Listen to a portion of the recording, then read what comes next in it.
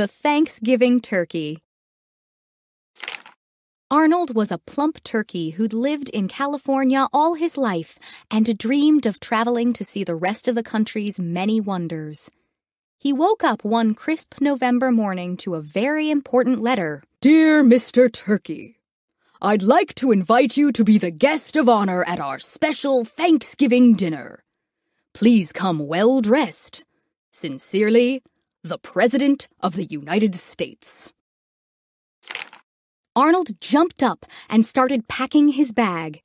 He canceled all of his plans and set off immediately. You haven't eaten your breakfast, Arnold's granny called after him. There's no time to waste, Gran, he said, hustling out the door. I've got a very important appointment. Don't wait up for me. Arnold went straight to the train station. I must get to the president's house before next Thursday, he said to the ticket agent. I'm going to be the guest of honor at the Thanksgiving dinner. Oh, dear, the ticket agent said, clucking her tongue. She handed Arnold the ticket just in time, and he hopped on a train that went past the beautiful Grand Canyon and then round and round the Rocky Mountains. Soon, the mountain's snowy peaks passed, and the land turned into broad, green fields. Arnold gobbled with excitement. The old lady sitting next to him peered at him through her glasses. I'm going to spend Thanksgiving with the president, Arnold told her proudly. The lady's eyebrows raised up all the way into her pink hat in surprise. Aren't you worried about what they'll be eating for Thanksgiving at the president's?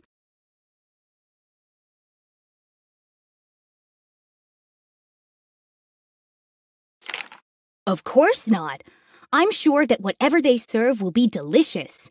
It's the president's dinner, after all, Arnold said, waving his wing. Well, I'm on the way to New York to stay with my children for Hanukkah.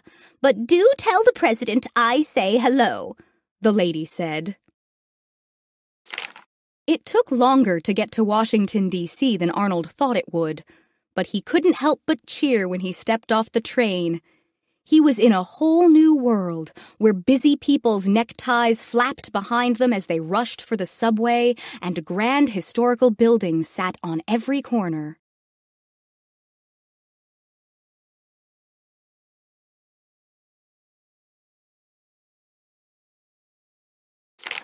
I can't believe it, he sighed. I'm finally here.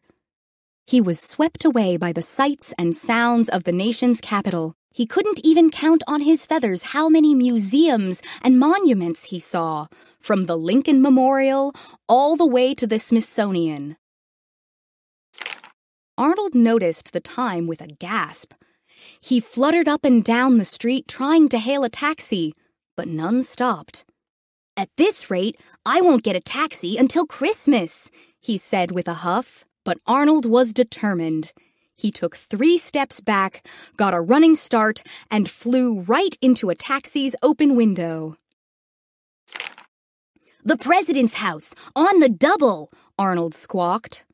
The driver was so shocked he couldn't think of anything to do but drive to the White House. Arnold rushed up to the biggest house he'd ever seen and pushed through the crowd. The president was already giving a speech. A man in a suit spotted Arnold, plucked him off the ground, and set him on a table. When Arnold looked around at all the guests' hungry faces, he started to get a little nervous. He tried to remember just exactly what it was that people liked to eat for Thanksgiving. Just then, the president walked over. Arnold's eyes grew wide, and he held his breath. Hello, Arnold. I was worried you weren't going to make it, the president said. As President of the United States, I hereby pardon you from the Thanksgiving dinner table. Everyone clapped for Arnold, and he let out a big sigh of relief as he shook the president's hand. Arnold went to all of his new favorite spots in Washington, D.C. again, before getting on the train back home.